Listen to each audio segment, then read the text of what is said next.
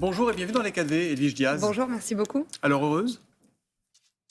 Oui, nous avons fait voter une loi relative à l'immigration, qui n'est pas une loi telle que l'aurait voulu le Rassemblement national, mais c'est quand même une loi qui va dans le bon sens, parce Marine Le qu'elle Pen parle d'une acte certains victoire principes. idéologique. Oui, tout à fait, parce que c'est quand même bien la première fois que nous avons une loi qui acte le principe qu'il y a trop d'immigration dans notre pays, qu'il y a un lien entre immigration et insécurité, et que le principe de priorité nationale est intégré dans une loi. Vous Alors savez ça, que la c'est question de la votre lecture. priorité nationale, c'est une valeur chère à Marine Le Pen. On a entendu hier soir Emmanuel Macron qui n'a pas du tout la même lecture et qui dit qu'il n'y a pas de priorité nationale dans ce texte. Décidément, la tectonique des plaques est surprenante en ce moment. Est-ce que vous pouvez nous expliquer, Edwige Diaz, ce qui vous réjouit dans un texte qui inscrit dans la loi la possibilité de régulariser des travailleurs sans papier, en l'occurrence ceux qui occupent des métiers en tension? Alors déjà, le texte a beaucoup évolué et c'est la raison pour laquelle, au début, il était très immigrationniste. Nous n'avons pas voté au Sénat en faveur de ce texte et à l'issue de la commission des lois de l'Assemblée nationale, nous avons également rejeté ce texte. En revanche, grâce au poids électoral du Rassemblement national, parce que nous avons insisté sur le fait qu'il faille prendre en compte les attentes des Français en matière d'immigration, eh bien, le texte issu de la commission mixte paritaire a été considérablement durci. Et en ce qui concerne la régularisation des clandestins, elle ne fait plus l'objet d'une automaticité. Le texte précise qu'elle aura lieu à titre exceptionnel. Donc, c'est je pas vous si rassure. exceptionnel que ça, puisque Emmanuel Macron Alors, disait c'est hier marqué soir, dans le texte. ce sera de 7 à 10 000 personnes de plus qui travaillent par an. Oui, mais le truc, c'est que pour l'instant, c'est marqué dans le texte comme ça. C'est vraiment marqué à titre exceptionnel. Donc, je le dis, le Rassemblement national ne se réjouit pas qu'il y ait encore un principe de possibilité de régularisation. Nous nous sommes opposés à toute régularisation de clandestins, mais nous disons que ce texte va quand même dans le bon sens parce qu'il contribue à durcir les conditions de regroupement familial, de droit du sol, de délivrance de visa. C'est aussi un texte qui vise à faciliter l'expulsion de délinquants étrangers et c'est même un texte qui prévoit la déchéance de nationalité pour les binationaux qui seraient auteurs de certains notamment méfaits. contre les forces de l'ordre. Tout à fait. Cela dit, je reviens sur la régularisation des travailleurs sans papier. C'était une ligne rouge, disait avant-hier matin encore votre président Jordan Bardella, qui disait qu'il ne voterait jamais un texte qui permettrait des régularisations de sans-papiers. Mais je le dis, le jour où Marine Le Pen arrivera au pouvoir, il n'y aura aucune régularisation possible de clandestins.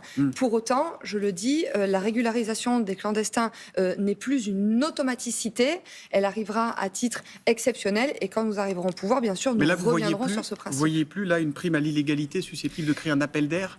Beaucoup moins, parce qu'en fait, ce droit a été redurci. Qu'est-ce qui s'est passé entre mardi matin et mercredi soir? Eh bien, il y a eu une commission mixte paritaire qui, je viens de vous le dire, a intégré des principes qui étaient jusqu'alors absents. Je le dis, priorité nationale, interdiction, rétablissement du délit de séjour irrégulier, durcissement de délivrance de titres de séjour, facilitation d'expulsion des étrangers, déchéance de nationalité et aussi un engagement de la Première ministre de revenir sur l'aide médicale d'État dont on sait l'année dernière qu'elle a bénéficié à 400 000 clandestins et qu'elle a coûté plus d'1 milliard d'euros. Elle a dit très clairement, ça a coûté 1,2 milliard en 2022, soit 0,5% du budget de l'assurance maladie. Et elle a dit très clairement hier matin, la Première ministre Elisabeth Borne, il n'est pas question de supprimer l'AME, nous allons garder l'AME, l'aide médicale d'État. Elle a dit absolument l'inverse il y a quelques jours. Donc dans ce cas-là, Madame la Première ministre devra nous expliquer pourquoi elle a changé d'avis. C'est-à-dire pourquoi, quand elle a absolument besoin de faire passer un texte, elle promet tout et n'importe quoi. Et pourquoi, une fois que ce texte est passé, elle rétropédale.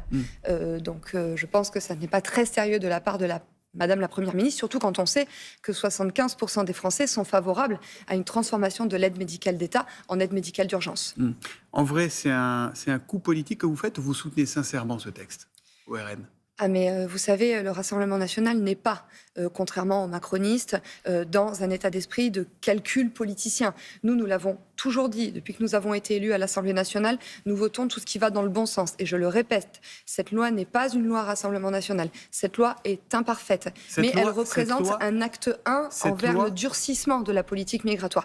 Et l'acte 2 du durcissement de la politique migratoire interviendra en 2027, quand Marine Le Pen, je l'espère, sera élue présidente de la République. Et nous aurons le courage, pour parfaire le durcissement de la politique migratoire, nous aurons le courage de proposer aux Français un référendum référendum sur la Constitution de manière à ce que les Français redeviennent souverains en matière de politique Edwige migratoire. Diaz, cette loi, c'est une défaite du Rassemblement national, a dit Emmanuel Macron hier, qui a parlé de votre part d'une manœuvre de garçon de bain. Pardon.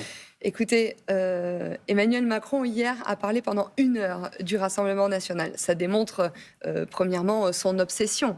Mais vous savez, M. Macron a besoin de parler du Rassemblement national pour essayer de masquer son échec. Parce que cette loi, et notamment pour M. Darmanin, ça a été très douloureux. Il a quand même fallu 1 an et demi entre l'annonce de M. Darmanin, l'annonce de cette loi et le passage devant le Parlement. C'est quand même une loi qui a fait l'objet comme une loi du en même temps. Hein. Mais là, en matière d'immigration, c'est pas possible de faire du en même temps. On peut pas à la fois vouloir durcir et assouplir. Et donc, je reviens sur Emmanuel Macron. Donc, je vous dis un fiasco parce qu'il a fallu 18 mois pour que cette loi soit présentée au Parlement. Cette loi a fait l'objet d'une motion de rejet. Les motions de rejet, c'est particulièrement rare quand elles sont adoptées. Et surtout, cette loi est génératrice de crise au sein de la majorité. Il faut quand même rappeler qu'il y a 62 députés de la majorité qui n'ont pas voté un texte issu de la majorité. Il y a des députés macronistes qui menacent de quitter le groupe. Il y a des ministres qui ont menacé de quitter le gouvernement. Et il y a un ministre qui est réellement parti. Donc il y a une véritable crise au sein de la majorité et une crise qui n'est pas terminée puisqu'on va encore parler d'immigration à la rentrée avec donc l'aide médicale d'État. Et puis M. Macron a décidé de saisir le Conseil constitutionnel sur le sujet. Ça veut dire qu'on va reparler de ce texte. Oui, parce qu'évidemment, il y a beaucoup d'articles qui ne seront pas conformes au Conseil constitutionnel. Alors là, c'est très curieux parce que je veux dire, Emmanuel Macron, M. Darmanin sont au pouvoir, donc ils auraient dû savoir s'il y avait des dispositions qui n'étaient pas conformes à la Constitution. Mais sauf que là, ça sort de la commission mixte paritaire et ça renvoie à cette motion de rejet. C'est quand même très bizarre de dire on laisse passer ça la motion et de en rejet, même de temps refuser après le on va débat. détricoter. En tout cas, je pense que les Français le prendraient très mal parce que cette loi est validée par une majorité de Français. Donc là, on va dire aux Français, on vous a fait croire qu'on vous a fait obtenir certaines avancées qui correspondaient à vos attentes, mais on va s'en remettre à certains juges du Conseil constitutionnel pour détricoter cette loi.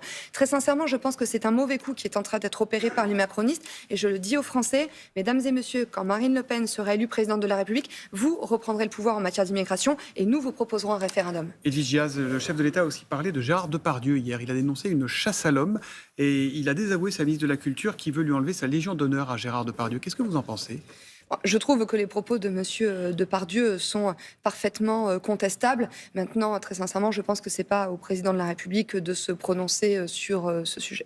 Et vous, en tant que femme, qu'est-ce que vous pensez de ça ? Est-ce que Gérard Depardieu, qui est accusé de viol, alors il est présumé innocent évidemment comme tout le monde, est-ce qu'il est victime d'une chasse à l'homme aujourd'hui dans le pays ? Je ne me prononcerai pas sur le sujet, je dis juste que je ne souscris absolument pas aux propos particulièrement sexistes qu'il a tenus.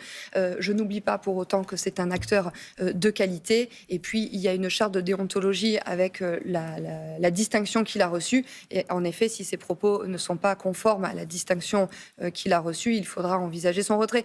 Mais franchement, c'est une réponse très politique que vous faites et très prudente. Oui, parce que je ne connais pas la charte. Lui, il parle de chasse à l'homme. Est-ce qu'on peut parler d'une chasse à l'homme ? Non, mais moi, je ne veux pas. Vous savez, je suis profondément féministe, mais je ne veux pas tomber dans le piège des néo-féministes qui passent leur temps à stigmatiser les hommes, à les attaquer, à crier au sexisme. Si M.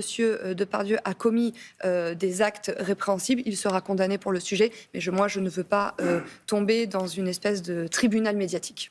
Quelques mots pour finir sur la fin de vie. Le chef de l'État présentera les contours d'un texte en février, a-t-il dit. Est-ce que cette loi est nécessaire ? Que faut-il y mettre, selon vous ?